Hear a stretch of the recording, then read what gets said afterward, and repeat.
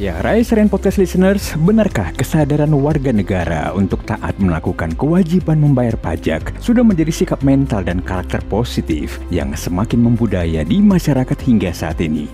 Benarkah ungkapan bahwa orang bijak taat pajak sudah menjadi kebutuhan dasar setiap warga negara yang telah berstatus sebagai wajib pajak? Dalam artian, apakah kesadaran untuk taat pajak tersebut tidak hanya sebuah kewajiban, melainkan suatu kebutuhan bersama untuk mewujudkan pembangunan nasional?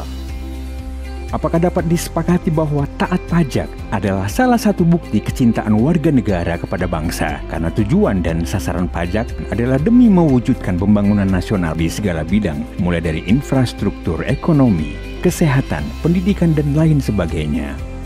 Benarkah taat pajak adalah sesuatu yang memberatkan atau merupakan berkat bagi masyarakat wajib pajak? Di episode Rise Podcast kali ini kita akan mendapatkan informasi, insight, eksposisi, serta sosialisasi mengenai pentingnya untuk taat pajak bersama narasumber Bapak Justinus Prastowo, staf khusus Menteri Keuangan Republik Indonesia bidang komunikasi strategis yang akan dipandu oleh Bapak Julian Fu, Ketua Umum KBC Indonesia, dan Bapak Agustinus Ishtar, Ketua DPD KBC Jawa Barat dan Jakarta. Secara estafet kita akan menyaksikan dan menyimak update terkini mengenai kebijakan dan realisasi program pemerintah mengenai pajak. Salah satunya sosialisasi mengenai undang-undang harmonisasi peraturan perpajakan serta regulasi pajak terkini dalam berbagai ruang lingkup yang pastinya akan sangat bermanfaat bagi kita semua. Mari kita simak bersama. Selamat malam, shalom, salam teman-teman. Mohon izin saya mungkin terbatas koneksinya, tapi semoga lancar ya. Ada backup saya Pak Agustinus Ishtar karena saya dari Kupang malam ini sedang tugas. Dan terima kasih juga buat rekan-rekan dari 7 kota para leader di dalam Kingdom Business Community maupun alumni maupun jejaring dari Kingdom Business Community. Juga ada teman-teman dari Sukses Sejati Katolik, welcome all ya. Malam ini juga kami akan menyapa Pak Justinus Prastowo sudah hadir bergabung dengan kami. Namun sebelum saya hand over nanti kepada Pak Justinus Prastowo, perkenankan kami juga memperkenalkan Pak Justinus yang hadir dalam pertemuan malam ini adalah teman-teman yang mereka berjuang bersama-sama membenahi bisnis ataupun profesi pekerjaan mereka. Mereka memilih untuk belajar taat untuk memenuhi kewajiban sebagai baik itu wajib pajak maupun membangun tata kelola usaha dan pekerjaan profesi mereka dengan nilai-nilai yang baik. Jadi semua kami juga dulu punya dosa lama Pak Yus ya. Kami belajar bersama dalam komunitas ini berbenah memperbaiki diri karena kami melihat ke depannya kalau bukan mulai dari kita mau tunggu siapa lagi untuk bersama-sama berbenah terutama lewat perpajakan ini. Jadi lewat gambar yang ada di tayangan ini juga ini menjadi pilihan kita sesuai tema kita berat atau berkat. Ya, tetapi karena saya yakin sebagian besar teman-teman yang bergabung malam ini sudah melewati program bersama-sama dengan komunitas KBC ini, kami yakin Anda percaya dan saya percaya bahwa ketaatan selalu ada berkatnya. Yang berat itu kalau nggak dijalanin, berat itu kalau diabaikan ya. Tetapi ada beberapa teman-teman yang juga curhat nih Pak Justinus ya, beratnya apa saja. Semoga malam ini kita nggak receh-receh pertanyaannya, artinya bukan sekedar acara malam ini kita berjejaring dengan Pak Justinus Prastowo dan belajar, tetapi kita ingin bersama-sama tukar pikiran, nanti ada sesi feedback. Makanya nanti kalau ada kesempatan untuk bertanya, ya Anda posting pertanyaan Anda, ingat tidak ada pertanyaan yang tidak penting, kami akan lihat tabulasi kalau nanti ada yang sama mirip-mirip kita akan hemat waktu. Lalu yang menarik perbedaan KBC Rise hari ini dibandingkan yang sebelumnya, ada gambar voice out ya, ada gambar semacam megafon. Saya ingin teman-teman yang berpartisipasi malam ini pakailah kesempatan malam ini kasih feedback, umpan balik kepada tim KBC untuk nanti disampaikan kepada Pak Justinus yang setelah kita nanti lihat mana yang relevan dan prioritas kita akan sampaikan supaya ini menjadi suara masyarakat juga kepada pemerintah. Karena tidak mungkin pemerintah membuat kebijakan tanpa mendengarkan aspirasi dan hal-hal yang bisa membantu membangun perekonomian bangsa lewat bisnis dan pekerjaan juga.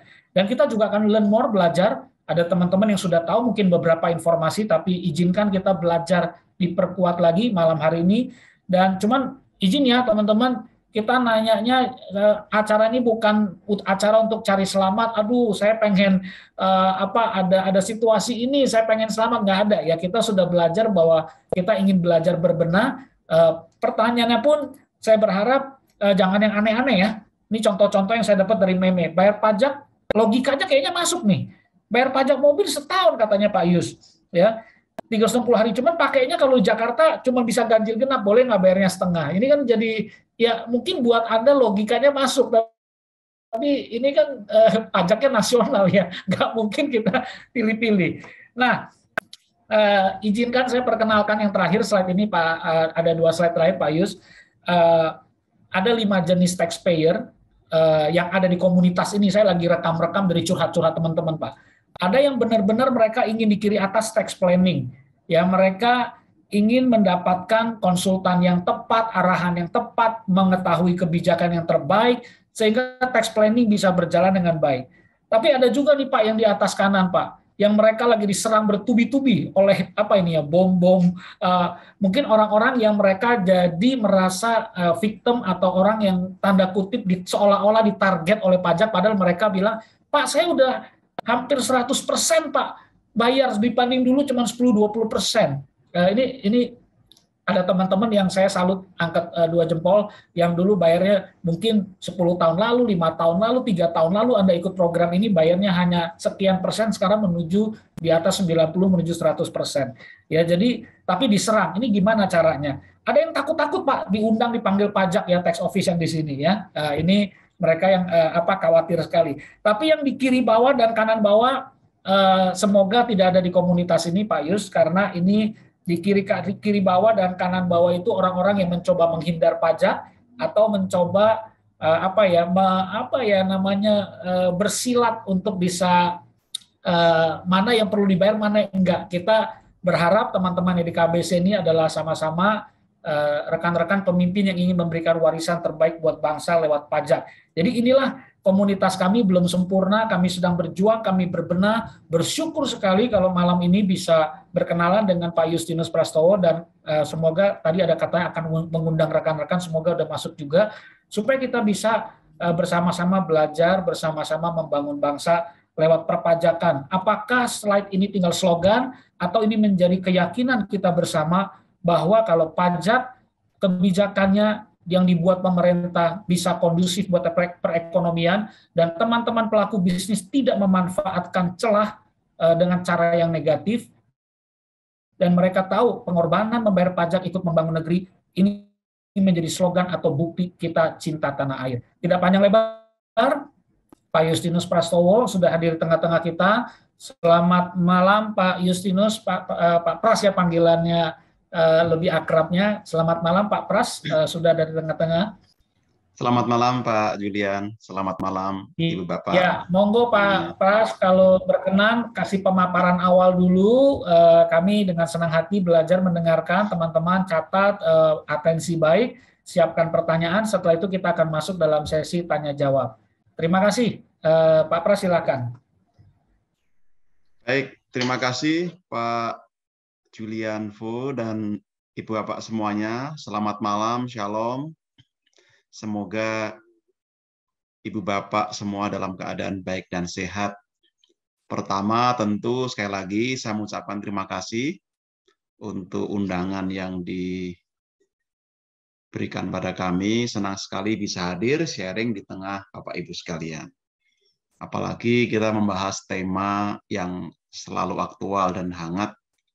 Kadang-kadang juga ngeri-ngeri sedap ya, tadi kalau dari cerita Pak Julian terkait dengan pajak.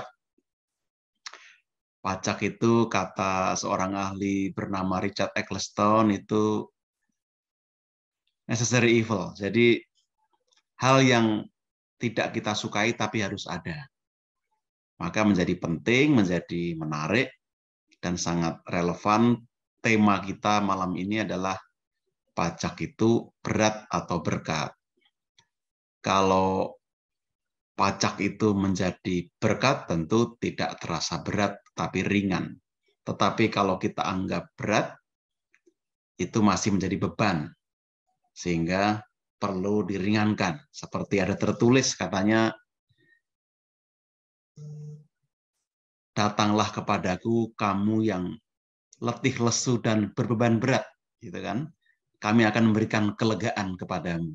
Ada tertulis demikian. Jadi mudah-mudahan malam ini kita bisa sharing untuk mendapatkan kelegaan dari sisi pajak.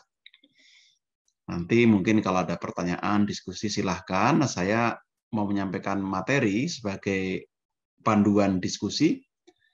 Dan nanti tolong bantuan Pak Julian, bila dirasa perlu di-cut, silahkan disampaikan, karena saya mengikuti TOR yang pengen dibahas banyak banget nih. Kayaknya ini udah banyak unek-unek di kepala. Sudah campur aduk antara gemes, kesel, takut, khawatir, tapi juga mungkin bangga gitu ya. Maka banyak pertanyaan. Jadi nanti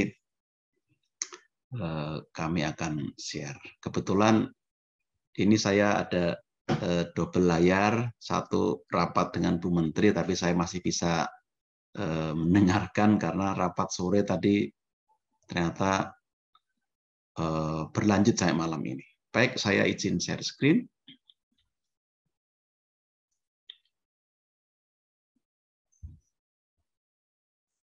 Sudah bisa dilihat ya Pak Julian ya? Aman, Pak. Bapak Ibu, sebagaimana pernah dikatakan Benjamin Franklin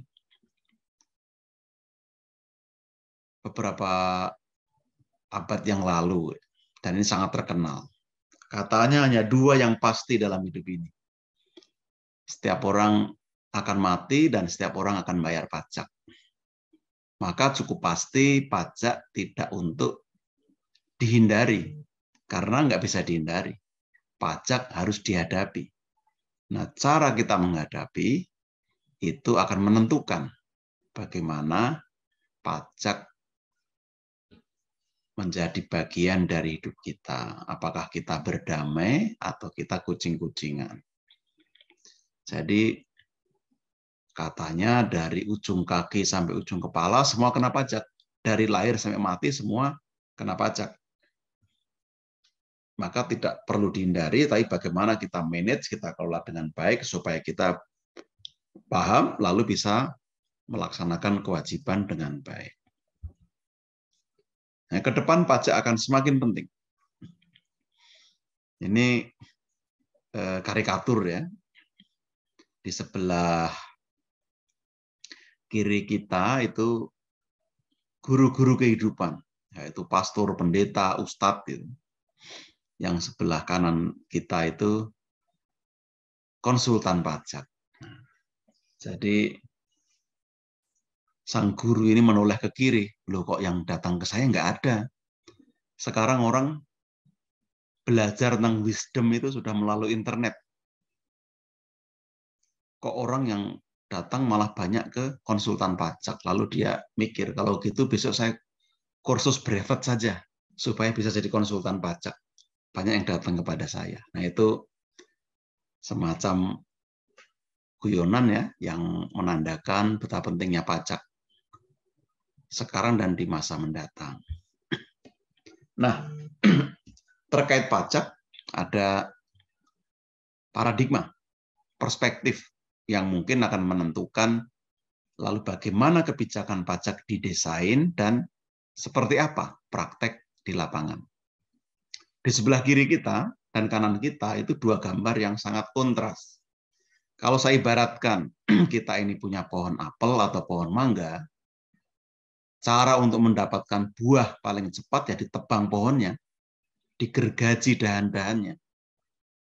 Kita akan dapat semua buah, kecil, besar, sudah matang atau belum, akan dapat semua.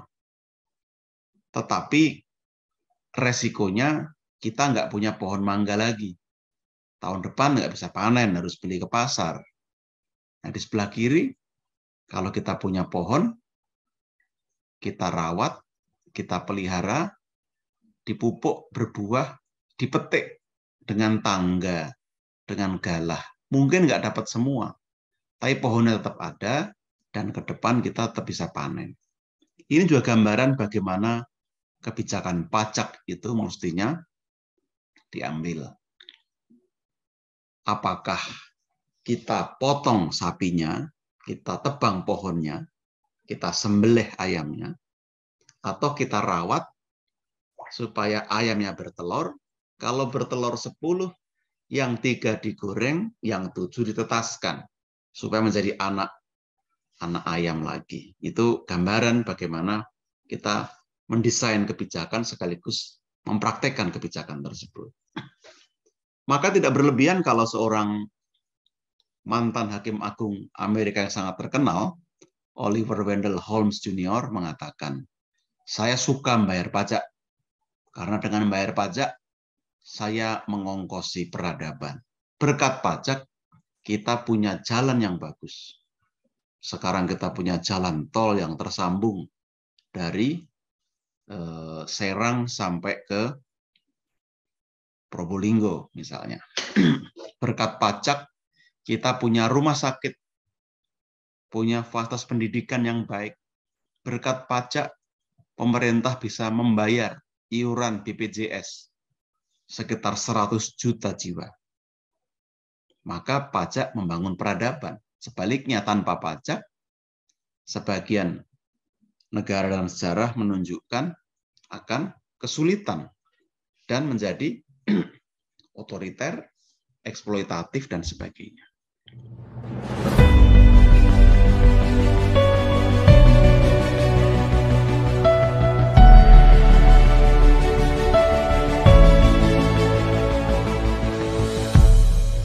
Ya, Rise and Podcast Listeners, Dirjen Kementerian Keuangan April 2002 lalu merilis data bahwa dari 45 juta wajib pajak di Indonesia, baru sekitar 19 juta wajib pajak yang telah taat membayar pajak.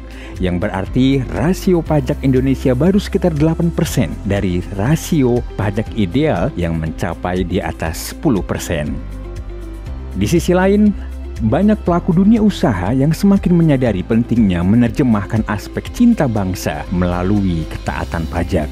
Namun pada pelaksanaannya juga mengalami hal-hal dilematis. Apakah akan menjadi sesuatu yang berat karena bisa menjadi korban perlakuan tidak adil oleh oknum-oknum tertentu, atau bahkan bisa menjadi berkat, yaitu ikut membangun bangsa melalui pajak. Pertanyaan selanjutnya adalah bagaimana membangun pola pikir dan mental yang positif dalam situasi seperti ini.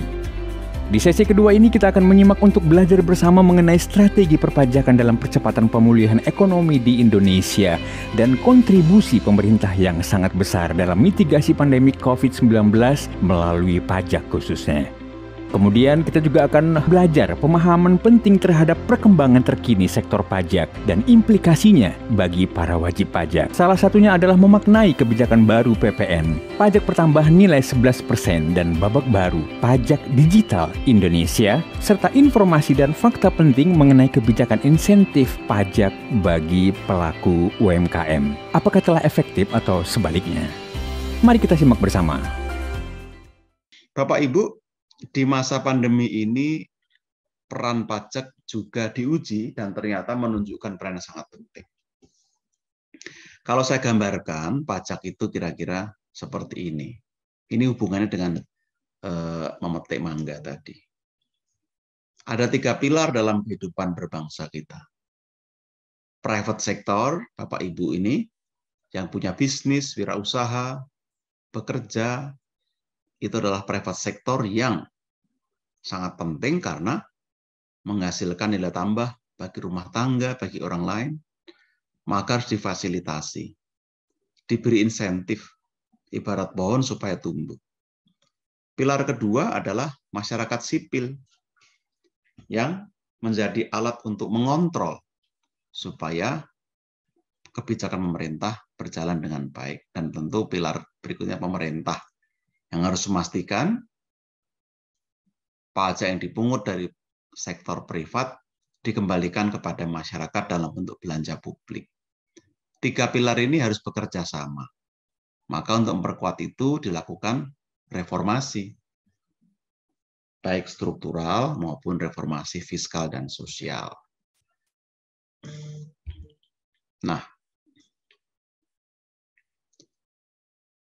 di masa pandemi, pemerintah dihadapkan pada sesuatu yang tidak mudah. Bapak Ibu bisa mengingat kembali masa-masa sekitar Maret, April 2020. Kebetulan saya terlibat cukup dekat dalam pengambilan kebijakan pada waktu itu. Semua gamang, semua galau. Kenapa? Karena tidak pernah menghadapi hal seperti itu sebelumnya. Kita semua bingung mana yang mesti dilakukan, apakah menangani dampak kesehatan, sosial, atau ekonomi. Ketiganya datang bersamaan. Dampak kesehatan melahirkan lockdown, melahirkan pembatasan. Ketika ada pembatasan, ekonomi kita menyusut, terhenti, akibatnya pengangguran, orang kehilangan pekerjaan, dan lain-lain terjadi. Maka pemerintah terombang-ambing. Ketika masyarakat harus ditolong, sektor swasta lumpuh, hanya pemerintah satu-satunya harapan. Maka kebijakan harus diracik sedemikian rupa. Apakah jangka pendek saja atau jangka panjang sekaligus? Mau longgar atau ketat? Mau sisi supply atau sisi demand? Itu menjadi aspek-aspek yang sangat kompleks untuk dirumuskan. Tapi toh kita bisa merumuskan kebijakan yang cukup baik melalui APBN. Kita merancang kebijakan yang sekaligus memberi dukungan pada aspek kesehatan, ekonomi, dan sosial. Ini kira-kira perjalanan kebijakan pemerintah beberapa tahun terakhir. Kita memperlebar defisit, menambah utang, pajak direlaksasi supaya menjadi insentif, dan ekonomi pulih, seraya menangani dampak kesehatan. Sangat besar alokasinya, ratusan triliun, selama 3 tahun ini mungkin sudah lebih dari 1.500 triliun, dan saya mengatakan ternyata COVID selain wabah juga membawa hikmah, karena ini era kembalinya negara kesejahteraan. Reclaiming the welfare state, di mana negara punya peran yang signifikan dalam mendeliver kesejahteraan atau memberikan dukungan juga berkat pajak yang dibayar oleh masyarakat. Untuk pertama kali dalam sejarah, kita memberikan perlindungan sosial pada lebih dari 40% masyarakat yang terdampak. Ini sangat besar jumlahnya. Mungkin sekitar 120-130 juta jiwa yang ditolong melalui berbagai skema. Ini juga berkat uang pajak yang dibayar oleh Bapak Ibu. Ini sedikit rincian beberapa hal, anggaran kesehatan, program prioritas, dukungan UMKM, bansos, dan lain-lain. Apa hikmahnya? COVID juga memberitahu kita, menelanjangi kita. Oh, ketahuan ternyata kita ini di beberapa sudut keropos, seperti orang memakai topeng selama ini. Industri kesehatan kita ternyata sangat lemah. Bahkan kita mengimpor hampir semua jenis obat-obatan penting, alat-alat kesehatan, dan lain-lain. Ini saat yang tepat untuk membangun industri kesehatan yang lebih kuat. Peluang-peluang tercipta karena adanya disrupsi. Nah, ini mungkin yang perlu kita capture. Dan kebijakan pajak pun menyesuaikan untuk menjadi bantalan kebijakan supaya ekonominya pulih dan mendukung terciptanya akselerasi. Ini beberapa program yang dilanjutkan. Pajak yang dulu melulu sebagai penerimaan, yang korbannya mungkin sebagian dari kita, karena dikejar-kejar petugas, diperiksa, lalu mengalami trauma dan sebagainya. Nah, sekarang pajak bergeser menjadi instrumen kebijakan. Dari pedang menjadi perisai. Dari yang discourage menjadi yang mengencourage. Lalu berbagai hal yang baru telah dibuat. Penerimaan pajak sempat turun di masa pandemi, tapi toh akhirnya bisa meningkat secara pelan-pelan. Bahkan tahun lalu itu tercapai target pajak pertama kali sejak 11 tahun terakhir. Ini berbagai program yang telah diberikan. Selama sekurang-kurangnya awal pemerintahan Presiden Jokowi telah banyak sekali insentif yang diberikan. Mulai dari tax amnesty, lalu menaikkan penghasilan tidak kena pajak, lalu ada pengenaan tarif pajak final 0,5% untuk UMKM, dan kebijakan-kebijakan lain termasuk dukungan super tax deduction untuk pendidikan vokasi dan riset. Ini juga terus diberikan dukungan pada masyarakat. Terakhir Undang-Undang HPP, nanti akan saya ceritakan di bagian akhir. Nah, kalau mengikuti fase-fase ini tentu kita bersyukur Indonesia tidak mengambil kebijakan yang ekstrim.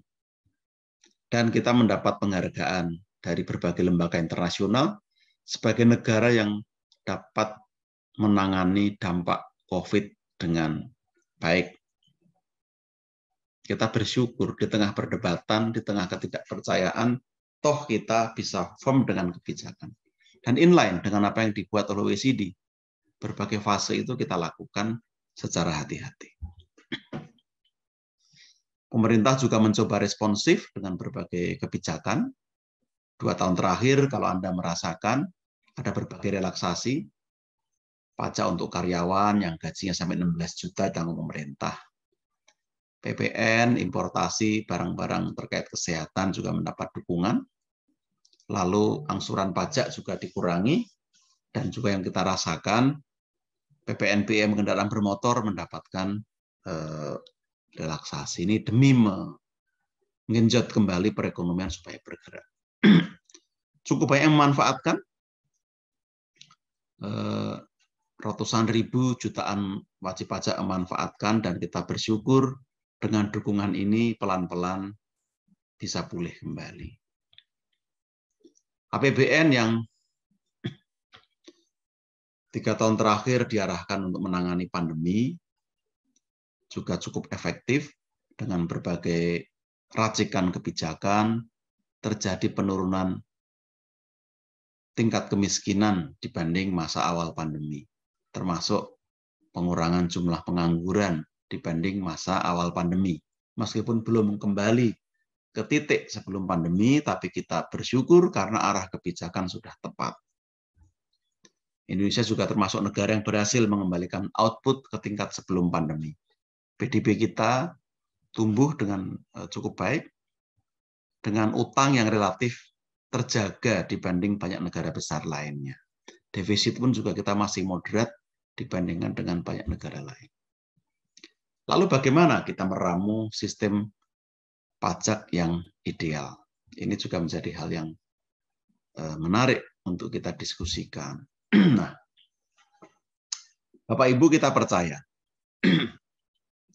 ekosistem pajak baru yang dibangun itu mesti bertumpu bersandar pada beberapa aspek.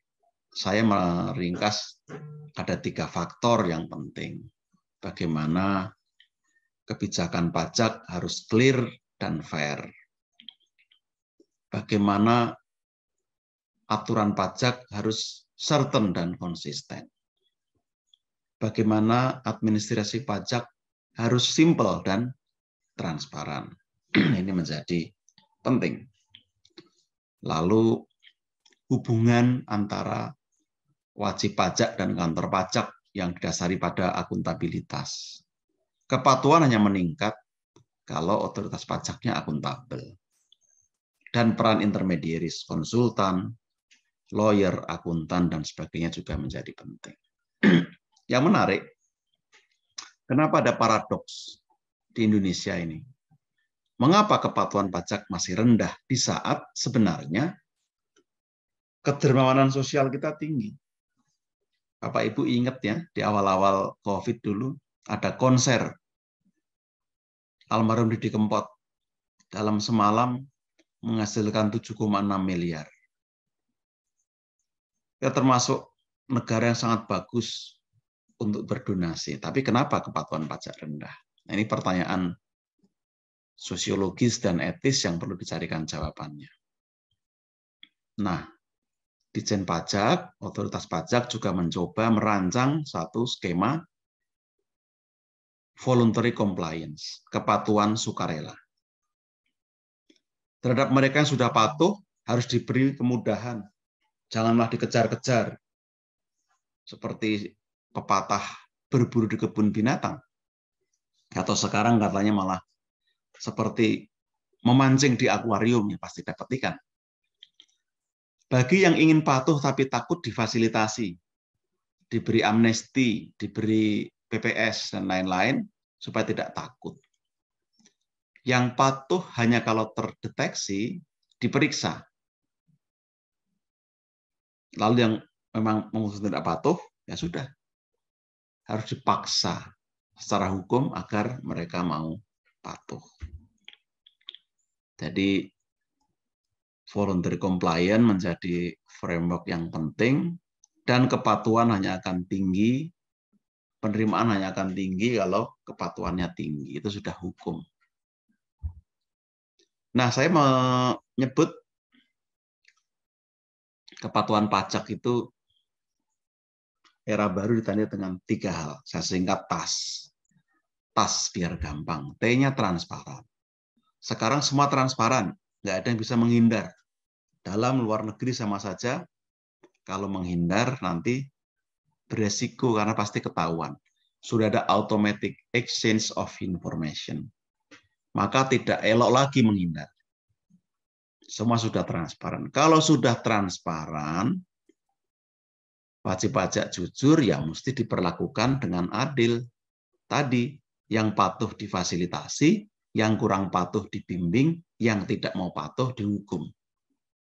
Ini semua bisa terjadi kalau sistem pajak sudah sederhana, simple. Dalam rangka itulah kita melakukan reformasi. Saya kebetulan terlibat cukup dekat dalam berbagai formulasi dan eksekusi kebijakan ini, dan kita terus berharap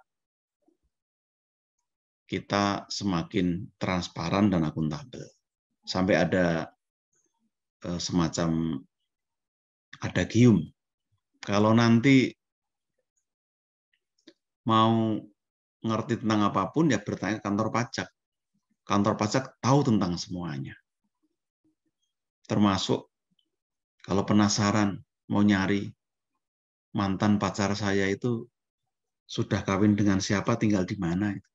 Ya, nanti kantor pajak itu bisa membantu mencarikan. Tapi ya siap-siap.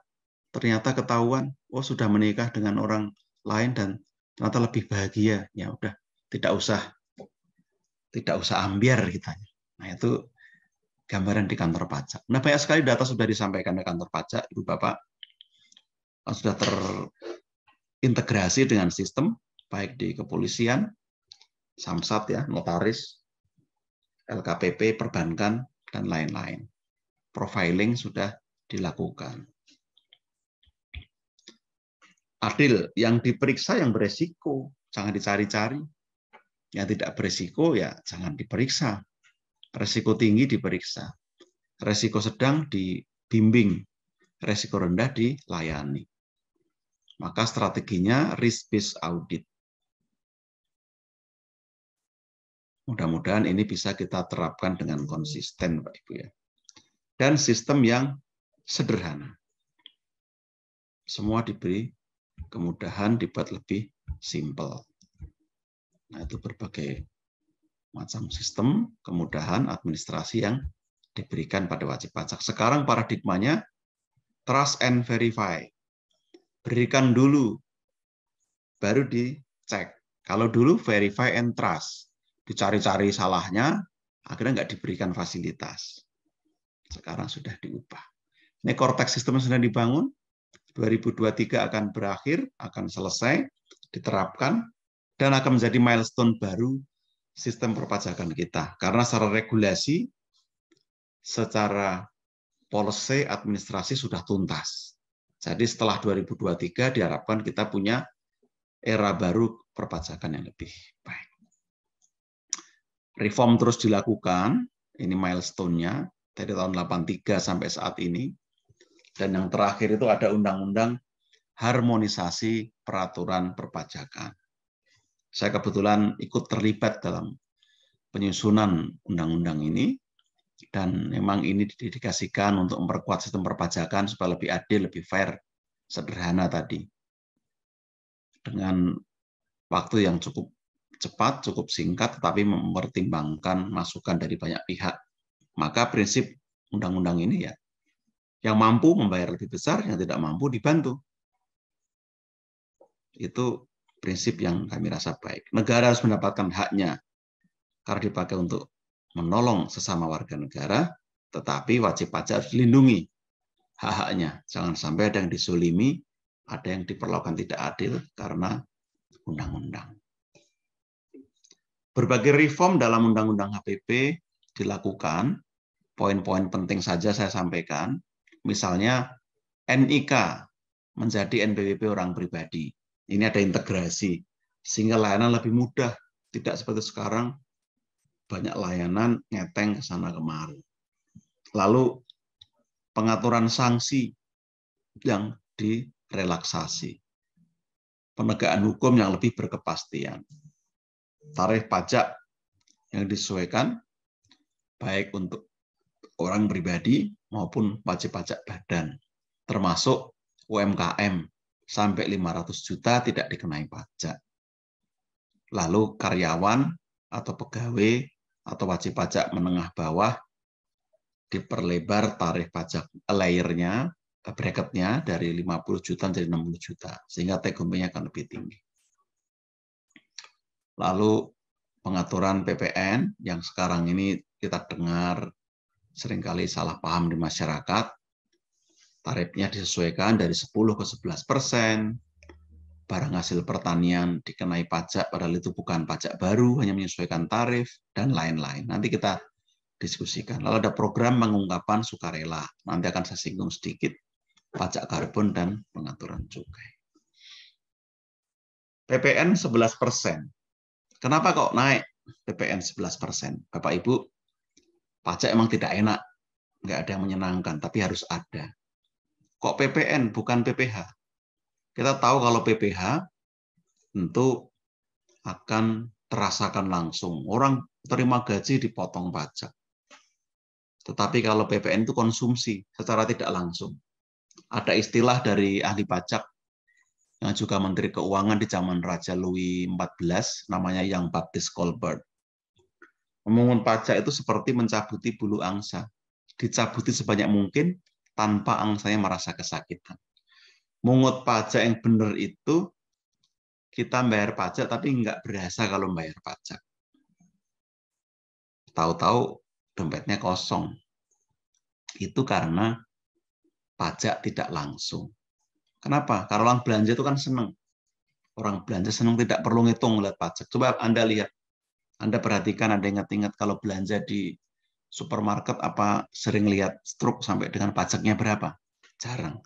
Kita makan di restoran jarang lihat ada pajak restoran di situ yang kita lihat angkanya berapa. Karena senang.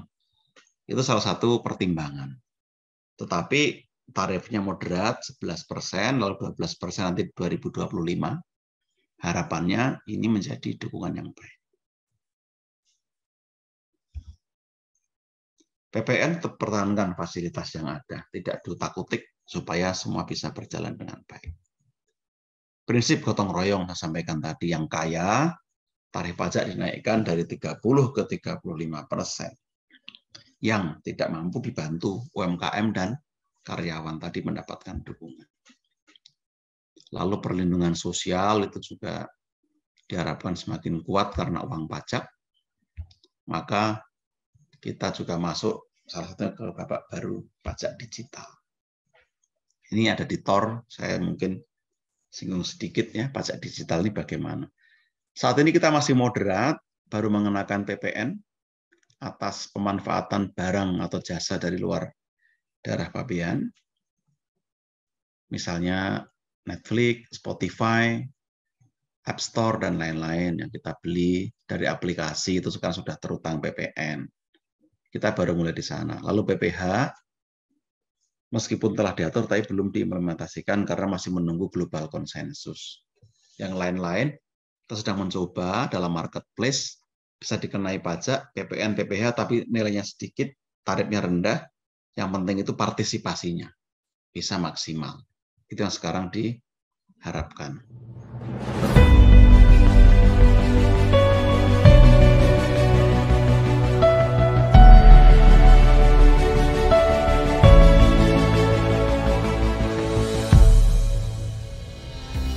Ya, Rise Rain Podcast listeners, di sesi ketiga ini kita juga akan menyimak penjelasan penting mengenai program pengungkapan pajak sukarela atau PPS yang tengah dilaksanakan sebagai salah satu prioritas pemerintah bagi wajib pajak hingga bulan Juli 2022. Dan kita juga akan menyimak sesi tanya jawab mengenai beragam situasi objektif yang dihadapi oleh wajib pajak para pelaku dunia usaha dan solusi-solusi kreatif yang diberikan oleh pemerintah dalam menyikapi problematika perpajakan dalam kerangka memfasilitasi warga negara wajib pajak untuk memenuhi kewajiban pajak dalam berbagai bidang.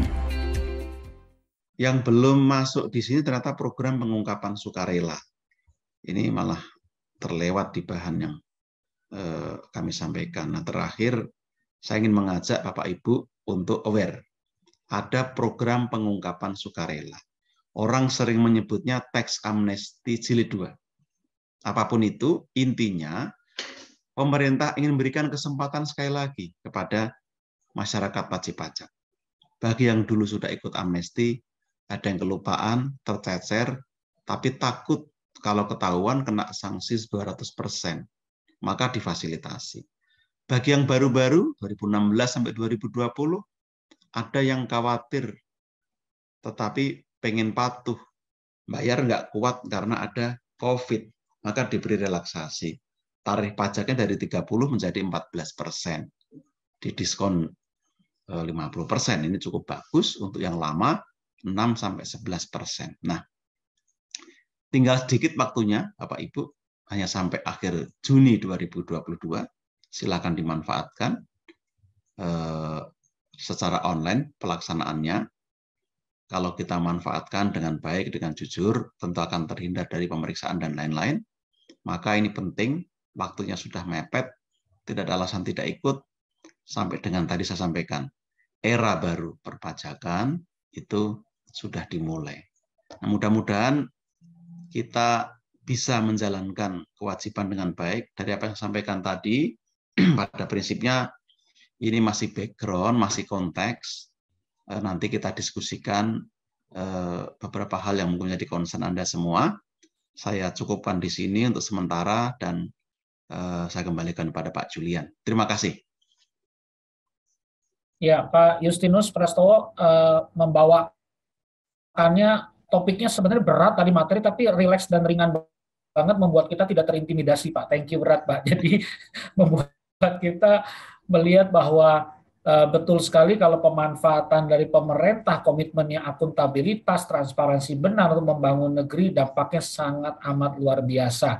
Nah, kita sekarang setelah mendengarkan konsep, kerangka, tujuan, dan juga beberapa informasi praktis dari Pak Justinus Prastowo, saatnya teman-teman mulai posting pertanyaan. Sudah ada masuk kurang lebih 10 nih Pak, lagi Bapak sharing ini nih Pak Pras. Jadi saya akan masuk langsung untuk menghemat waktu, teman-teman jangan malu-malu ya.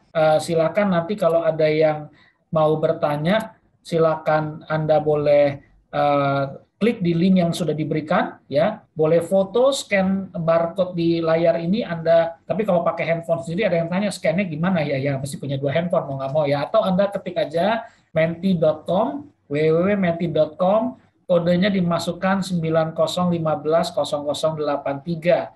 Anda di chat di Zoom, Anda boleh klik bit.ly-nya juga, bit.ly-nya ya. Jadi silakan diklik langsung supaya kita terkurasi bersama-sama. Saya langsung masuk, nanti dibantu oleh Pak Istar ya. Saya bacakan yang nomor 1 karena ini ada yang tanya langsung nih Pak Pras nih, kelihatannya ini tipe yang mengalami situasi khusus ya. Pak Pras, kalau sebagai wajib pajak mengalami situasi dilematis Pak, diminta untuk bayar oleh oknum. Maksud dilematis di gini, udah mau bener tapi ada oknum Pak ya. Apakah ada call center Pak untuk melaporkan perlindungan bagi pelapor? Wah ini udah kayak perlindungan saksi nih Pak Pras. Teman-teman pernah tahu kalau di bisnis Pak, kalau ada perlakuan tidak adil, dituntut di pengadilan dan lain-lain bisa lapor ombudsman. Apakah di pajak itu ada, Pak? Dan kita dilindungi nggak, Pak? Mungkin ini pertanyaan banyak teman-teman yang mau nanya kemana susah nih kalau nggak ada acara malam ini, Pak. Ya, jadi silakan Pak Pras langsung ditanggapi. Terima kasih. Baik, terima kasih untuk pertanyaan yang diberikan.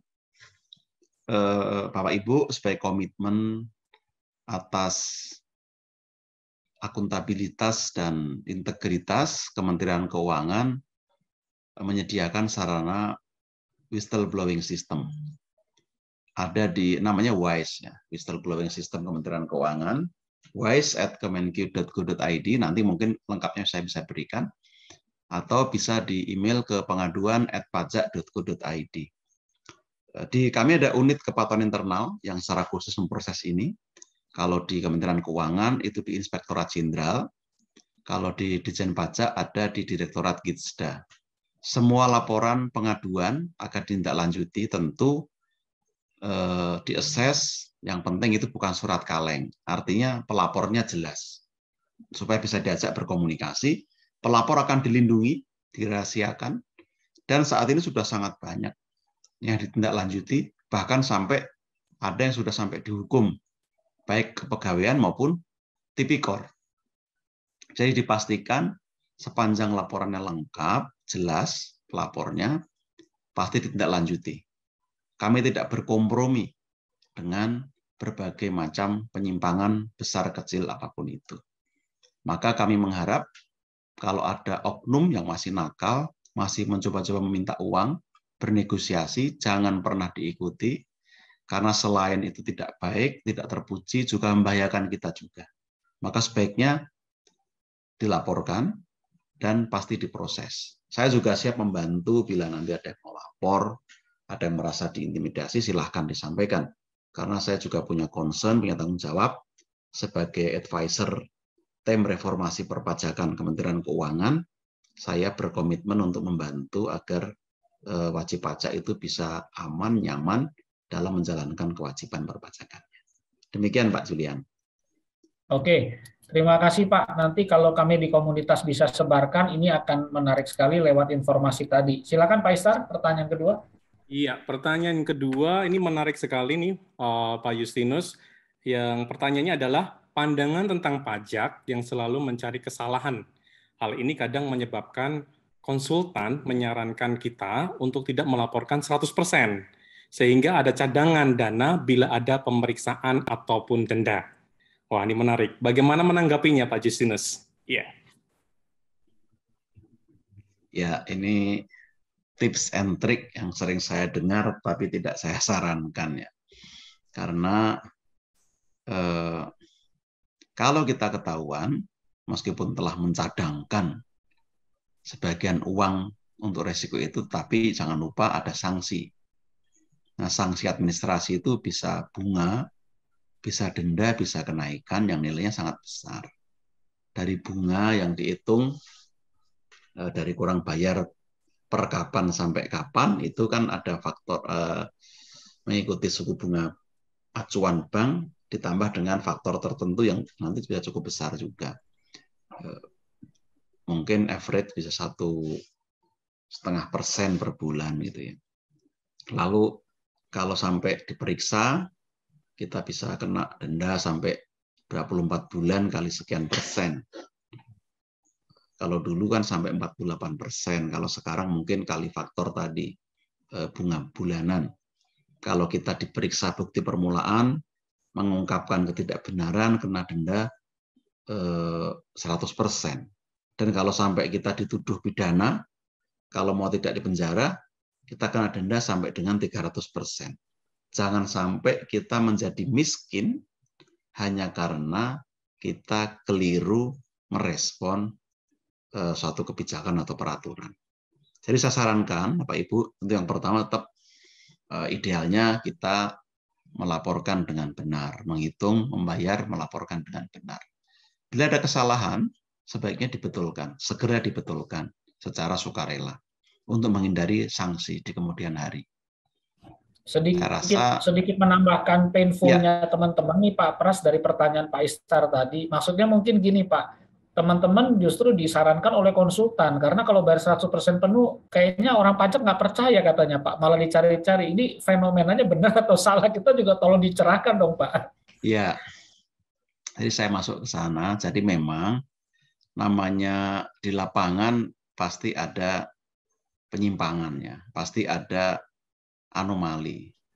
Ya, kita juga menemukan beberapa oknum ya yang mencoba untuk mengulik-ulik, mengorek-ngorek laporan pajak yang sebenarnya sudah relatif benar. Saya katakan relatif karena kalau dicari salah, ada aja salah itu. Tetapi kan di pajak juga diatur kesalahan yang disengaja dan kesalahan karena kekilafan.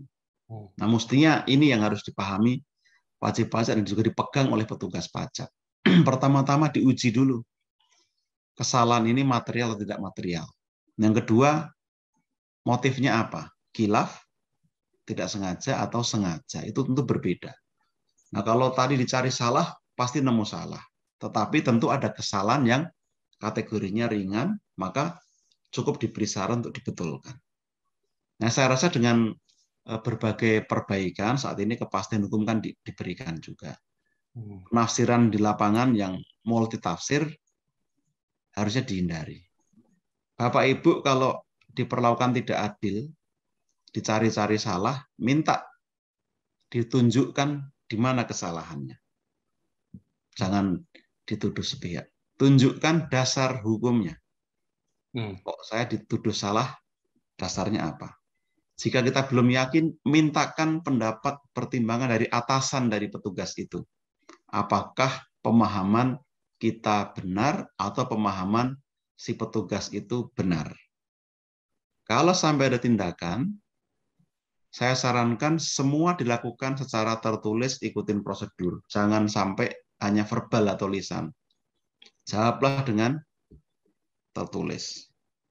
Lalu mintakan surat-surat secara formal, respon secara formal.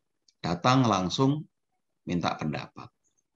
Itu penting sebagai dokumentasi kita. Kalau ada dispute, kita punya bukti. Nah, tentu saja dalam konteks ini semua hak kita dilindungi oleh undang-undang. Tidak perlu khawatir karena sudah banyak forum yang memitigasi ini. Tadi sampaikan, kalau diperiksa ada forum untuk pembahasan.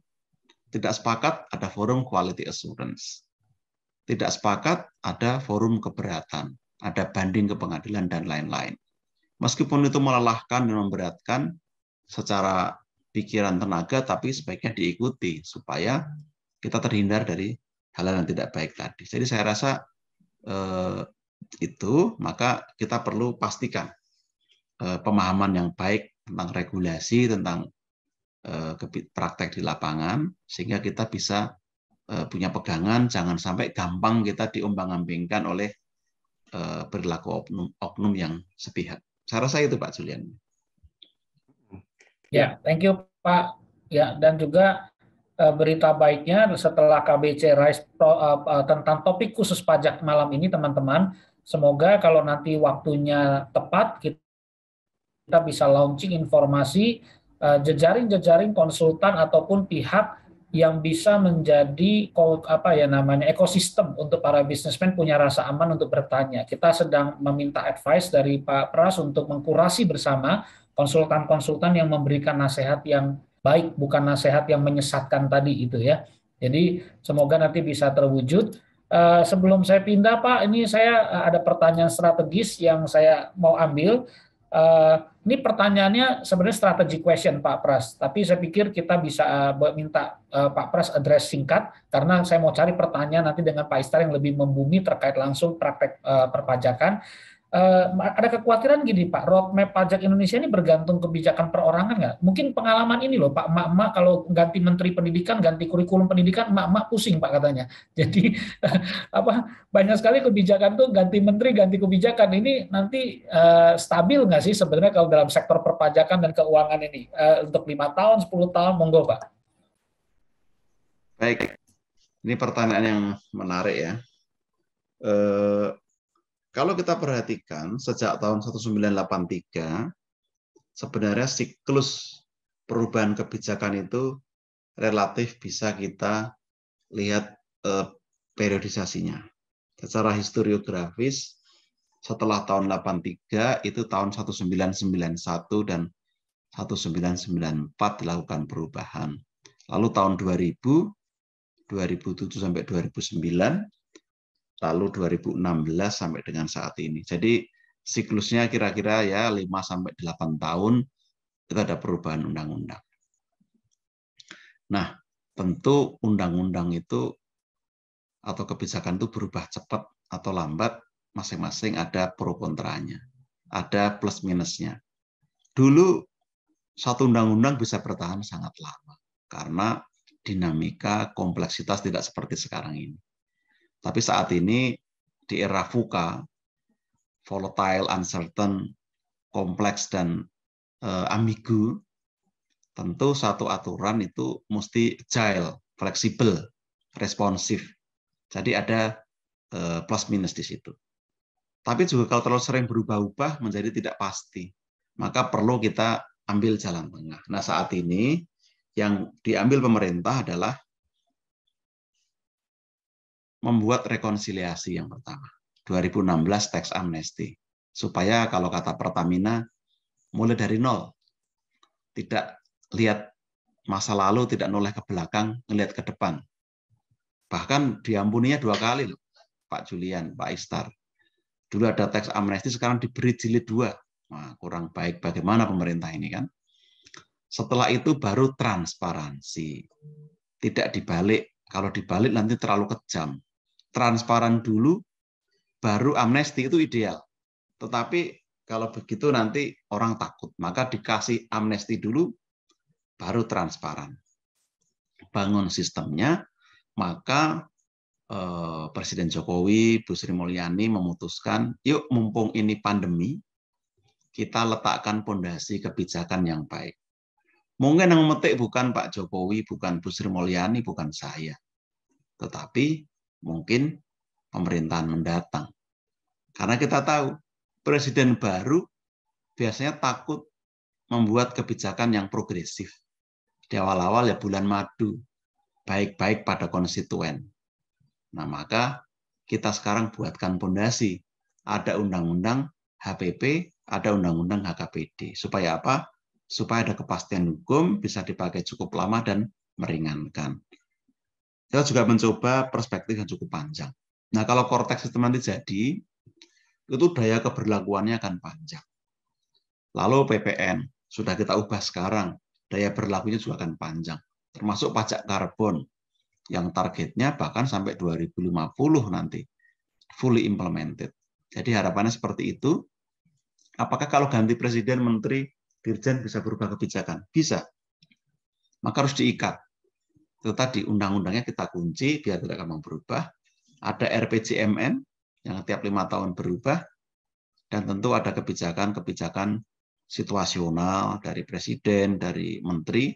Misalnya sekarang harga sawit naik, maka pungutan ekspornya dinaikkan agar pemerintah mendapat lebih besar untuk menyubsidi masyarakat misalnya. Nah, itu kebijakan yang bisa diambil dalam jangka pendek. Tapi prinsipnya tidak boleh kebijakan yang berubah yang diambil jangka pendek itu yang merugikan masyarakat. Itu prinsip. Jadi mestinya kalau berubah cepat atau mendadak itu yang menguntungkan.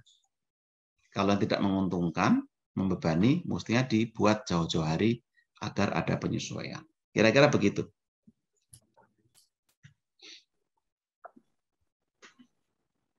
Ya, lanjut. Ya, menarik sekali.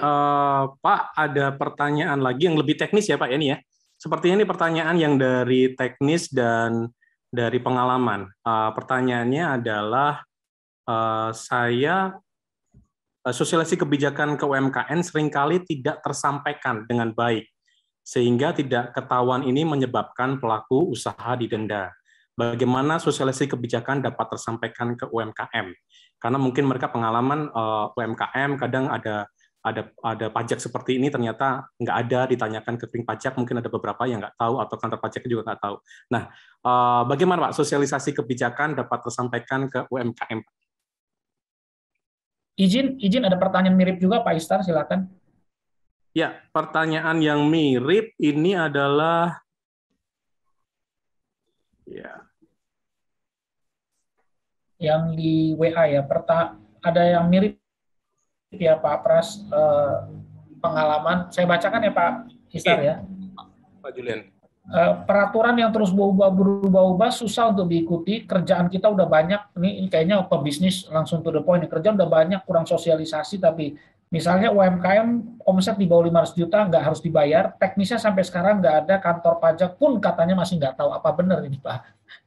Situasi terkait berita-berita dengan yang pertanyaan Pak Istar tadi. Silakan Pak. Secara prinsip pemerintah juga mohon maaf ya kalau dalam pelaksanaan ada beberapa hal yang memang belum baik di lapangan. Ini karena proses transisi yang tidak sepenuhnya bisa dikelola dengan baik. Untuk UMKM sendiri, kami telah berupaya untuk melakukan sosialisasi dengan baik. Tidak kurang-kurang sebenarnya, apalagi dengan pajak 0,5% itu mestinya lebih mudah untuk disosialisasikan kepada masyarakat. Kami juga membangun BDS di tiap kantor pelayanan pajak, Business Development Service. Jadi layanan konsultasi UMKM termasuk dikaitkan dengan hal lain seperti marketing dan lain-lain. Itu dilakukan di banyak kantor pajak, tapi seringkali memang ada yang terlewat. Ditjen Pajak juga bekerja sama dengan Apindo, dengan Kadin, dengan HIPMI, dan lain-lain untuk melakukan sosialisasi. Nah, bila masyarakat membutuhkan sosialisasi, selain bisa berkonsultasi dengan para penyuluh di KPP, juga bisa minta untuk diberikan penyuluhan di asosiasi atau komunitas masing-masing. Itu hak dari wajib pajak. Jadi kalau sampai tidak tahu, itu disayangkan. Tapi sekarang informasi kan cukup mudah didapat. Sebaiknya kita tidak segan-segan atau tidak sungkan untuk mencari informasi yang baik di lapangan. Lalu terkait dengan aturan, betul sekali-kali memang kita ada kendala dalam transisi. Seperti yang Undang-Undang HPP ini. Ada perubahan tarif 10-11%, ada yang belum siap fakturnya, ada yang belum siap sistemnya, lalu perusahaan-perusahaan masih menunggu. Pada prinsipnya, bila belum ada aturan teknis, tentu belum bisa dijalankan sepenuhnya, tetapi secara prinsip sudah berlaku. Maka tidak perlu khawatir karena pasti yang berlaku yang menguntungkan wajib pajak. Jadi ini menjadi hal yang perlu dicermati. Selebihnya kita terus berupaya untuk menerbitkan aturan dan pedoman pelaksanaan secara baik, secara mudah, dan dapat dilakukan coaching secara terus-menerus oleh petugas pajak. Kira-kira begitu ya, Pak Julian, Pak Istar. Iya. Oke Pak, thank you Pak. Ini ada satu pertanyaan yang korelasinya dengan pertanyaan yang sebelumnya Pak Justinus, tentang temuan-temuan dan tentang pajak kalau misalnya kena surat cinta dari pajak, misalnya seperti itu Pak. Ini ada pertanyaan, kalau ada temuan pajak, pelaku usaha diminta untuk memberikan pembuktian. Masalahnya adalah waktu yang diberikan untuk membuktikan seringkali terlalu singkat, sehingga tidak cukup waktu, dan akhirnya harus bayar dulu. Nah, begini bagaimana Pak? Tanggapan dari Pak Justinus. Baik. Sebenarnya undang-undang atau peraturan Menteri Keuangan sudah mengatur ya, pemeriksaan itu jangka waktunya berapa lama. Lalu dibagi dua kan, penelitian dan pembahasan itu juga sudah diatur. Dalam praktek memang seringkali terjadi ketidaksesuaian timeline yang diberikan. Tapi prinsipnya wajib pajak itu punya hak untuk meminta penjelasan dan lain-lain. Timeline sudah diatur, mestinya ketika kita dimintain data, pembukuan, dokumen, dan lain-lain, itu sudah diatur dan ada buktinya. Jangan lupa tiap dimintai data, informasi, dokumen, tanda terima diminta. Itu penting untuk pembuktian nanti dalam proses dispute. Nah, setelah itu, mereka melakukan penelitian. Kalau sudah cukup, mereka menerbitkan surat pemberitahuan hasil pemeriksaan. Agar wajib pajak memberikan tanggapan. Tentu diberi waktu cukup menurut peraturan sampai 7 hari kerja dan bisa diperpanjang 3 hari. Nanti direspon secara tertulis. Setelah itu ada undangan pembahasan. Pembahasan dilakukan dan kalau tidak setuju bisa mengajukan quality assurance. Kalau tidak setuju bisa mengajukan keberatan dan lain-lain. Maka mestinya dari waktu disediakan sudah cukup. Bagaimana kalau ternyata tidak cukup? Kita bisa mengajukan keberatan. Bahkan undang-undang mengatur di pasal 36 Undang-Undang KUP diatur apabila prosedur pemeriksaan tidak sesuai aturan, ketetapan pajak itu bisa dibatalkan. Jadi itu jaminan oleh undang-undang. Maka kalau ada penyimpangan, ya silakan dilaporkan pada atasan langsung atau dilakukan pengaduan tadi. Secara formal itu bisa diajukan pembatalan bila memang merugikan wajib pajak karena prosedur yang dilanggar tadi. Tapi tipsnya adalah sering-sering berkomunikasi. Jangan sampai kita juga ikut diem, tahu-tahu menerima surat.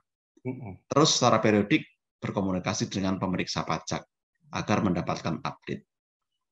Begitu kira-kira, Pak.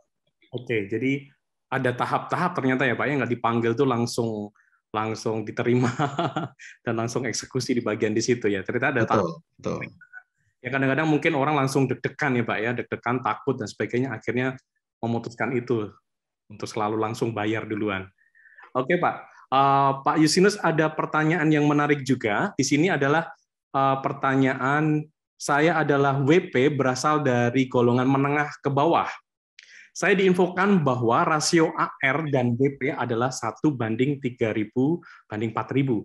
Setelah AR dapat satu target, mereka cenderung koreksi atau koreksi untuk orang tersebut dan keluarganya. Sedangkan banyak orang kaya lolos. Bagaimana menurut opini dari Pak Justinus? Silakan Pak, monggo Pak. Baik, memang rasio antara AR dengan wajib pajak belum ideal ya.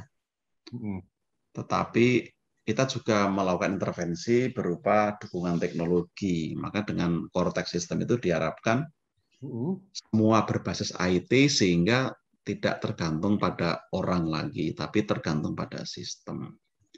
Nah, kalau ada target semacam ini, saya rasa secara formal tidak ada sebenarnya, tidak diatur.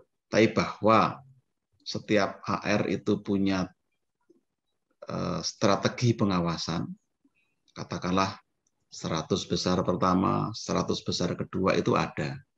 Tetapi itu kan cara, kalau dalam ekonomi ada Pareto optimum gitu kan. Jadi 20-80 biasanya yang 20% itu mewakili populasi karena dianggap yang mampu. Jadi itu yang menjadi fokus pengawasan. Sebagai misal, kalau saya punya wajib pajak 3.000 tadi, yang 500 pelaku usaha, yang 2.500 karyawan, saya akan mengawasi yang pelaku usaha. Karena yang karyawan kan praktis sudah dipotong pajaknya. Itu hal yang wajar sebenarnya, tetapi menjadi tidak tepat kalau sasarannya itu saja. Bahkan tadi Mbak Rasa dikorek-korek, karena kok saya terus-menerus dikejar-kejar, ditanya, disurati, seolah-olah saya itu salah terus. Itu tidak tepat, karena mestinya tadi risk-based. Dasarnya resiko. Bagaimana resikonya? Apakah resikonya tinggi, sedang, atau rendah? Itu ada tekniknya. Tidak boleh sembarangan. Termasuk tindak lanjut oleh AR itu di-trigger oleh data yang dikirimkan oleh kantor pusat. Tidak boleh sembarangan. Dan semua harus ada bukti dan analisis yang akurat. Maka kita boleh bertanya, buktinya apa? Saya dituduh punya tabungan 1 miliar belum saya laporkan. Buktinya apa? Saya kurang bayar pajak 500 juta. Bagaimana analisisnya? Itu hak kita untuk menanyakan, untuk menguji. Maka tadi saya sampaikan, hal seperti ini harus dilakukan secara tertulis dan terdokumentasi dengan baik. Oke, Pak. Wah, ini makin malam makin menarik, Pak, karena banyak sekali pertanyaan-pertanyaan yang masuk dan terkumpul. Wah, ini pasti banyak hal-hal yang mengalami dalam posisi perbaikan juga pajak. Salah satu nih pertanyaan selanjutnya nih, Pak. seringkali pelaku usaha sebenarnya sudah memahami kebenaran tentang pajak dan ingin memperbaiki. Bagaimana cara mencari konsultan yang tepat, Pak? Apakah ada dampak negatif supaya jangan terjadi bila terbuka malah dihantam balik? Ini ketakutan untuk mencari konsultan, Pak. Tips-tipsnya dari Bapak. Baik. Waktu itu kami juga diskusi dengan Pak Julian, Pak Adi, dan lain-lain ya terkait concern ini. Maka kita coba mendevelop satu forum yang nanti bisa sama-sama melakukan assessment. Tentu saja kita platformnya adalah ingin patuh, ingin comply pada aturan, pada sistem. Maka kita juga harus mencari konsultan yang punya visi yang sama, yang memfasilitasi wajib pajak untuk patuh. Konsultan itu bukan wakilnya wajib pajak, tapi konsultan itu profesional yang menjadi intermediary, menjembatani kepentingan wajib pajak dan otoritas pajak. Tugasnya bukan mengecil-ngecilkan pajak, tapi tugasnya mengedukasi dan mendampingi wajib pajak agar memahami hak dan kewajiban dengan benar. Nah, syarat-syarat tentu secara umum, ya tadi visi misi, track record-nya baik, punya brevet dan terdaftar, punya izin yang baik. Rekam jejak juga harus dicek, terutama ditanyakan ke kantor pajak ada masalah enggak. Dan jangan pernah gampang mau kalau ditawari menyelesaikan kasus dengan beberapa cara instan, misalnya main belakang, bawah meja, negosiasi. Atau tadi mengecil-ngecilkan pajak, kalau ketahuan baru dibayar. Atau tidak kooperatif dengan kantor pajak. Maka pastikan Bapak Ibu kalau berelasi harus membuat kontrak atau perjanjian, lalu buat surat kuasa, dan jangan sepenuhnya diserahkan pada konsultan atau kuasa Anda. Tetapi sesekali Anda juga harus ikut ke kantor pajak untuk mengenal petugas pajak sehingga ada chemistry yang baik, lalu ada double check nanti. Jangan semuanya konsultan nanti datang mewakili ini aspirasi wajib pajak seperti ini, padahal itu bukan. Nah, ini juga penting. Jadi konsultan bukan seperti sekolah. Guru itu bukan pengganti orang tua. Tapi guru itu kan melengkapi, sekolah itu melengkapi pendidikan yang menjadi tanggung jawab keluarga sebenarnya. Jadi kurang lebihnya sama, kita mencari sekolah, mencari guru terbaik, ya sama kita punya kriteria seperti itu. Kira-kira demikian, Pak Istar. Menarik sekali, Pak. Ini ada pertanyaan yang sama, saya gabungkan di sini, ada beberapa pertanyaan, terutama untuk yang berkaitan dengan PPS, Pak. Ya, ada beberapa pertanyaan yang sama. Pertanyaannya adalah, ada yang menyarankan ikut PPS saja, sekedar partisipasi supaya tidak diperiksa. Apakah saran ini bisa dibenarkan, Pak? Dan apakah kalau sudah ikut PPS, ada potensi untuk diperiksa? Ya. Kalau sudah ikut PPS, undang-undang mengatur sepanjang telah dilakukan dengan jujur, dengan benar, maka mendapat fasilitas tidak diterbitkan SKP, artinya tidak diperiksa. Untuk tahun-tahun yang kita ikut PPS itu. Jadi pastikan PPS memang mengajak kita untuk patuh, untuk jujur. Kalau sebaliknya, nanti ada yang tidak kita laporkan, ada yang tercecer, ketinggalan, dan resikonya, kalau itu harta lama, ya akan kena denda sampai 200%. Dan untuk yang baru, nanti mengikuti berapa bulan dia kurang bayar. Jadi kita pastikan itu sepanjang dilakukan jujur terbuka, tidak ada persoalan. Ya.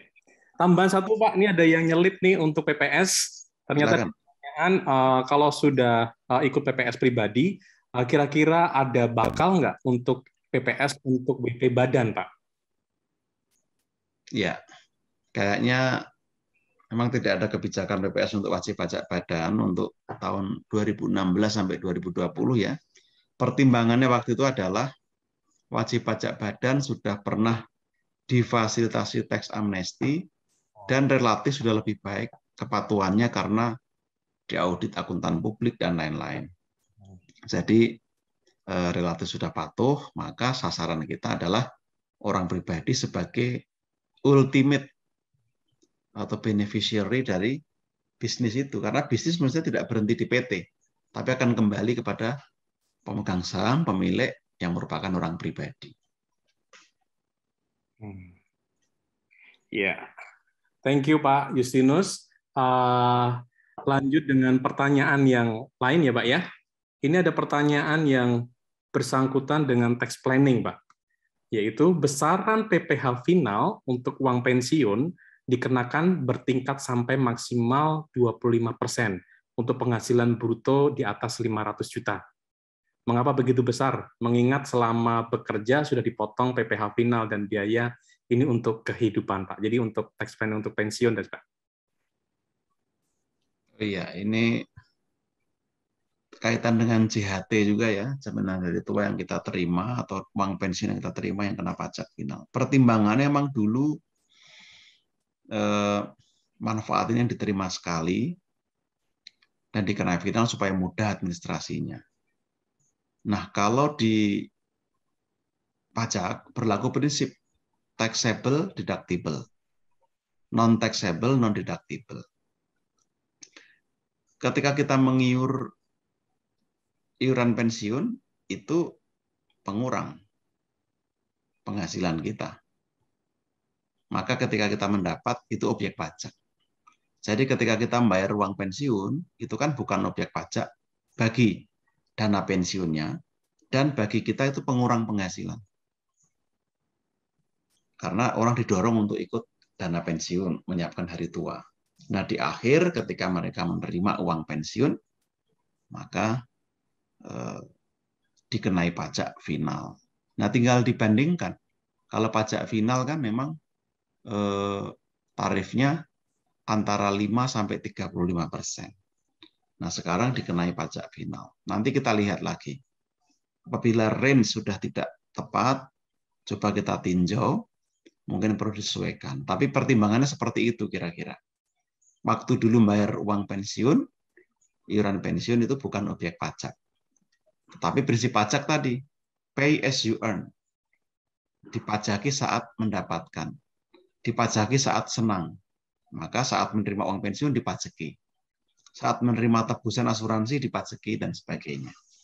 Itu prinsipnya. Lah mengenai tarif nanti kita lihat, Pak. Apakah sudah ada pergeseran dibanding undang-undang baru yang perlu disesuaikan? Nanti coba kami dalami. Ya. Oke, sebagai buat masukan juga berarti ya Pak ya, posisi di sini ya. Oke, kita cek masih ada beberapa pertanyaan. Yang pertama adalah saya sedang di bukper atau bukti permulaan masa 2016. Pertanyaannya adalah PPN masukannya 2015. Apakah boleh dikreditkan di tahun 2016? Tadi gimana, Pak? Ya, pertanyaannya adalah saya sedang di bukper atau bukti permulaan. Ya. Masa tahun 2016. Dan pertanyaannya PPN masukan 2015. Apakah boleh dikreditkan di tahun 2016? Oke. Baik, ini teknis ya. Tapi nanti coba kita dalami. Saya sudah tidak terlalu hafal aturan teknis, tapi seingat saya di Undang-Undang Cipta Kerja di klaster perpajakan itu diatur pajak masukan yang dulu belum dikreditkan itu boleh dikreditkan. Karena kalau PPN kan mestinya tidak ada periodisasi ya.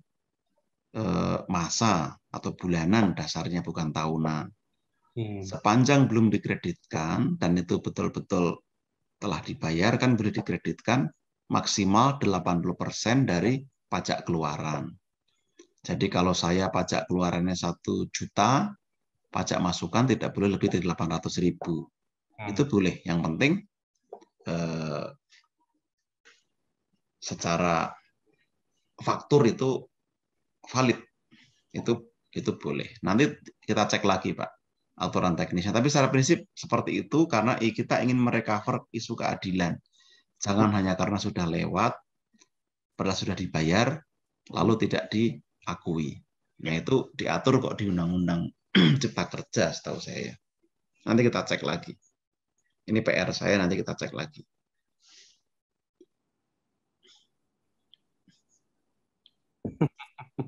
Ya, oke, Pak. Thank you, Pak. Nah, tadi Pak Justinus ada cerita atau ada menerangkan tentang korteks, Pak, ya. Ini ada beberapa pertanyaan. Boleh sedikit didetailkan, Pak, tentang korteks, Pak? Korteks, ya. Korteks sistem atau sistem inti perpajakan adalah satu sistem yang dibangun sebagai jawaban atas kebutuhan untuk memperkuat sistem administrasi kita. Korteks sistem itu mengintegrasikan fungsi pelayanan, pengawasan, dan juga konsultasi. Jadi korteks sistem juga akan mengintegrasikan tadi data dari berbagai sumber untuk dapat diolah menjadi data yang akurat, termasuk bagaimana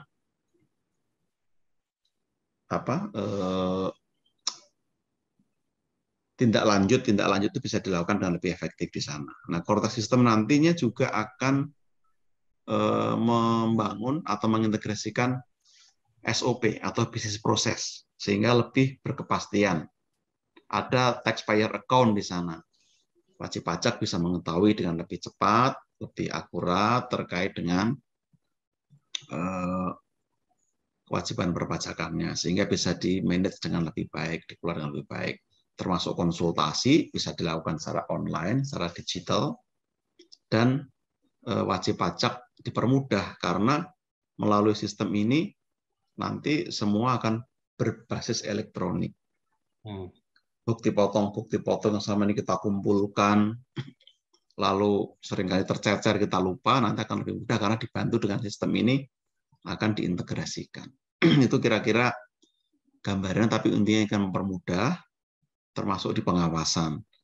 Karena ini basisnya adalah sistem, maka mengurangi kontak sehingga diharapkan juga meminimalkan penyimpangan atau hal-hal yang tidak baik. Misalnya wajib pajak ingin bertemu, ingin menawarkan sesuatu, atau petugas pajak ingin ketemu meminta sesuatu, itu bisa dihindari.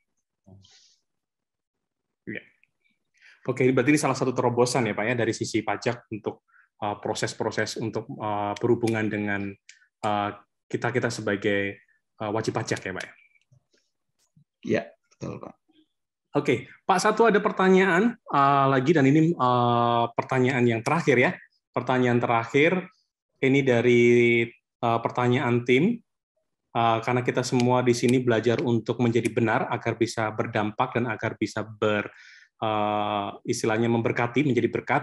Ini ada pertanyaan adalah sejak ikut KBC 2016 sudah sepenuhnya 100% lapor pajak. Menarik sekali nih. Begitupun harusnya saat rugi. Tapi masih ada stigma bahwa kalau rugi nanti diganggu, diperiksa, dicari-cari. Jadi disarankan lapor tidak rugi. Jadi nggak jujur lagi nih Pak. Nah, menurut Pak Justinus bagaimana? Ya, memang kalau dulu itu ada kriteria rugi tidak lebih bayar misalnya. Betul. Asumsinya ya orang bisnis kok rugi gitu, mestinya untung gitu. Ya pada dasarnya kita itu dituntut untuk melaporkan apa adanya. Kalau rugi ya wajar, orang bisnis rugi kok diprotes, kok dipertanyakan, dicurigai. Maka di kantor pajak itu dibangun benchmarking sebenarnya terhadap wajib pajak dalam sektor tertentu pada kondisi tertentu yang kurang lebih sama, mestinya rasio-rasio laba kotor, laba bersih, rasio pembayaran pajak itu kurang lebih sama. Maka dibuat benchmark dengan adanya rasio tadi, ada range yang wajar, yang normal seperti apa. Bila menyimpang dari itu, baru itu masuk kategori risiko tinggi. Sebagai contoh, sama-sama perusahaan sawit. Ada 10 perusahaan sawit. Yang 9 untung, yang 1 rugi. Nah, itu indikasi kenapa yang lain untung, yang satu rugi. Tapi itu bukan satu-satu petunjuk. Maksudnya dicek, oh ternyata sedang ada aksi korporasi, sedang ada musibah, ada bencana, dan lain-lain. Itu dimungkinkan. Tetapi itu adalah indikasi atau rasio pajaknya. Pembayaran pajaknya yang 9 ini kok 5%, ini cuma 2%. Di luar range ini ada apa? Nah, seperti itu. Tapi saya sendiri tidak menyarankan, oh harusnya dibuat laba, biar kalau ada bayar pajak tidak ketahuan. Nah, itu saya rasa trik kuno ya, yang dulu mungkin pada saatnya relevan, tapi sekarang saya rasa tidak relevan lagi. Maka sebaiknya tetap kita pada prinsip melaporkan yang sebenarnya, yang seharusnya, sehingga tidak menimbulkan resiko di kemudian hari. Ya, thank you Pak Yus, Pak Istar juga. Karena tadi ada beberapa pertanyaan yang sama, kami sudah, kecuali teman-teman ada yang telat bergabung, nanti bisa lihat tayangan ulang supaya tidak ditanyakan berkali-kali. Ada beberapa pertanyaan Pak Yus yang merasa quote-unquote ya jujur kata mereka jadi victim, tapi saya tidak akan lemparkan pertanyaan ke forum karena sangat personal sifatnya. Ada yang bertanya, kok kayaknya kita yang menengah yang biasa-biasa saja, bahasa cuannya biasa-biasa saja masih dibebani, dikejar kesalahan terus dengan pajak, tapi yang kaya-kaya kok nggak keganggu. Ya itu kan anggapan kita ya, kita jangan asumsi. Ada yang bertanya kenapa kita harus melakukan. Sebagai komunitas di Kingdom Business Community, saya ingin bersama-sama dengan teman-teman leadership yang ada di KBC menguatkan teman-teman, ini kehormatan ya. Bayar pajak ini Alkitab juga mengajarkan kita sebagai warga negara Indonesia ini sebuah kehormatan ya. Jadi kita coba sikapi dengan satu kata, harapan. Bahwa kalau kita punya harapan, kita bisa kerjakan lebih baik, bisnis kita, pekerjaan kita lebih baik, kita bisa ikut berkontribusi, harapan bahwa oknum yang tadi 3 pilar ya, yang Pak Justinus sampaikan, Tuhan juga akan terus berikan orang-orang terbaik di bangsa ini untuk bisa berkiprah di perpajakan. Tidak ada yang sempurna, tentunya di sana-sini masih ada banyak hal, itu sebabnya nanti di bagian akhir Pak Istar akan memberikan feedback form, ya, di mana teman-teman bisa sharing, belajar apa di sini, dapat apa, pemahaman apa, tetapi juga memberikan suara, your voice matters, masukan untuk perpajakan Indonesia supaya lebih baik, lebih kondusif, dan bisa pemerintah bisa menjadi mitra tadi. Yang ada yang tadi mempertanyakan Pak, tadi bagus banget katanya komentar Pak Yus, pajak itu bisa jadi perisai, bukan hanya pedang Pak. Tapi ada kekhawatiran Pak kalau pemimpin ganti nanti jadi pedang lagi. Ya makanya doakan kenceng-kenceng ya supaya dapat pemimpin yang menjadikan pajak itu perisai buat rakyat, bukan menjadi pedang. Ya kalau kita ikut berdoa, berkontribusi, niscaya bangsa ini akan lebih baik. Nah, Pak Yus, bolehkah berkenan memberikan apa ya semacam closing challenge buat kita? Kalau mau nabok teman-teman bisnis juga boleh Pak. Jadi apa sih yang ada di hati seorang Pak Yus yang sekarang tadinya di luar pemerintahan, sekarang ada bergabung di pemerintahan. Bapak tahu dua sisi dunia usaha dengan dunia regulator, yaitu pemerintah. Ada tantangan apa buat kami semua nih Pak Yus? Silakan. Baik, terima kasih Pak Julian, Pak Istar. Saya sebelum ke situ ingin menambahkan yang tadi soal faktur pajak ya. Faktur pajak tahun 2015 dalam kasus pemeriksaan 2016 ada aturan pengkreditan masa tidak sama itu 3 bulan. Jadi kalau lewat 3 bulan itu sudah tidak boleh dikreditkan. Lalu kalau belum diperiksa boleh pembetulan, telanjur diperiksa ya tidak boleh pembetulan. Itu ketentuan yang berlaku. Nah, kalau terkait dengan harapan dari Pak Julian tadi, pertama tentu sekali lagi Bapak Ibu terima kasih, senang saya merasa diberkati bisa hadir di tengah Anda semua pada malam hari ini. Tentu saja semua yang kita lakukan hanya digerakkan oleh kasih Tuhan semata yang telah menerangi kita, budi, hati, dan pikiran kita, sehingga kita dituntun untuk menuju dan memeluk kebenaran. Nah, tugas, tanggung jawab, panggilan kita memang mengupayakan supaya keselamatan itu sungguh-sungguh nyata melalui karya-karya kita. Jadi saya berharap peran apapun yang kita jalani, secara khusus Anda sebagai para pelaku usaha tentu mengemban tanggung jawab untuk mengupayakan keselamatan di lingkungan masing-masing. Dengan peran tanggung jawab sebagai pelaku usaha, kita dituntut, diharapkan dapat berlaku adil bagi siapapun, bagi karyawan, bagi rekanan, dan juga bagi negara. Tantangan, kesempatan yang diberikan Tuhan tentu juga bukan sebuah kebetulan, tetapi itu adalah ujian supaya kita semua bisa naik kelas menjadi yang lebih baik. Kalau yang mikro menjadi kecil, kecil jadi menengah, menengah menjadi besar. Dan kita percaya kalau saya meminjam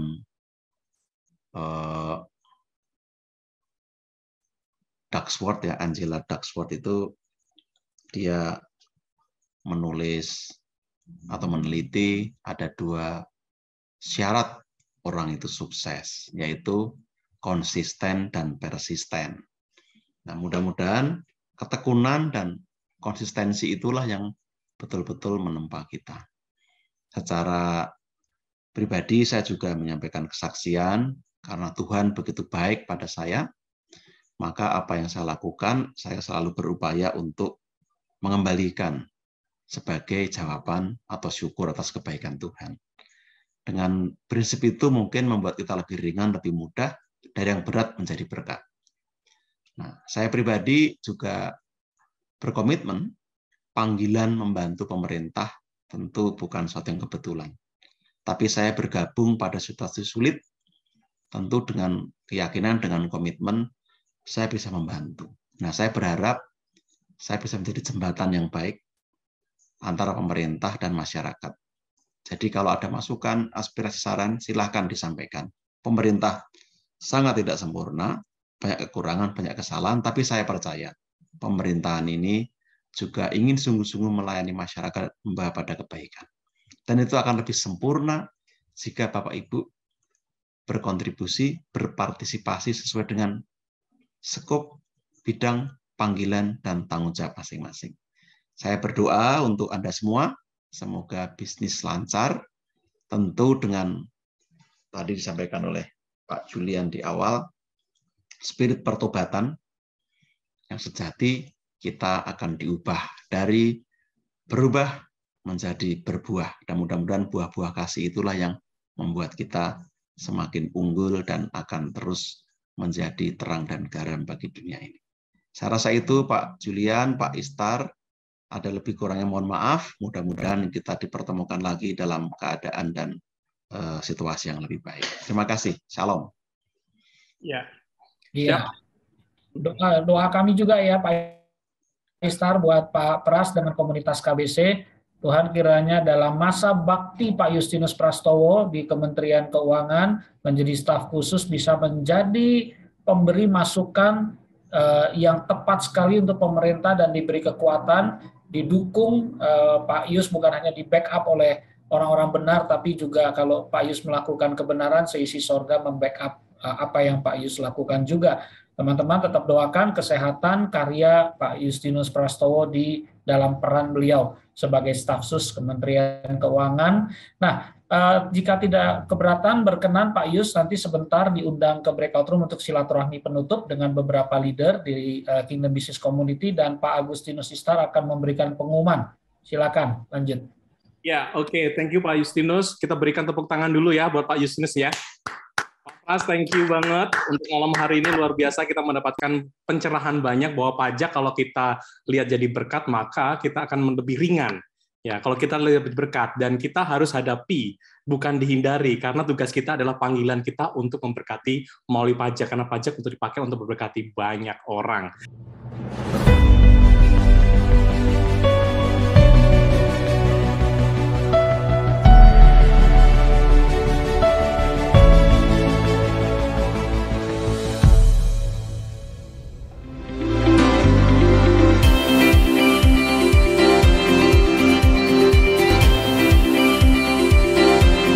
Rise and Podcast listeners, terima kasih Anda telah menyimak Rise Podcast Special Edition yang dipersembahkan oleh Kingdom Business Community.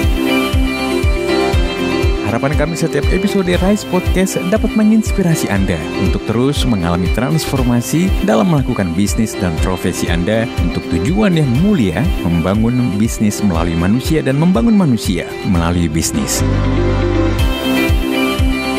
Kami mengajak setiap Anda dan perusahaan Anda untuk bergabung bersama kami dalam komunitas Kingdom Business Community. Secara bersama, kita bisa bertumbuh, berkembang, dan sukses, serta dapat berkolaborasi dalam gerakan kepedulian kepada sesama untuk Indonesia yang lebih baik. Untuk dapat bergabung, silahkan kunjungi website Kingdom Business Community di www.kbc.or.id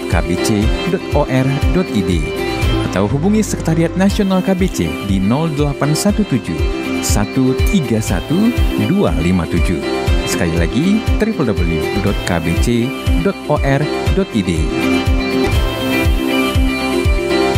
Rise Podcast Kingdom Business Community. We podcast with heart. Sampai jumpa.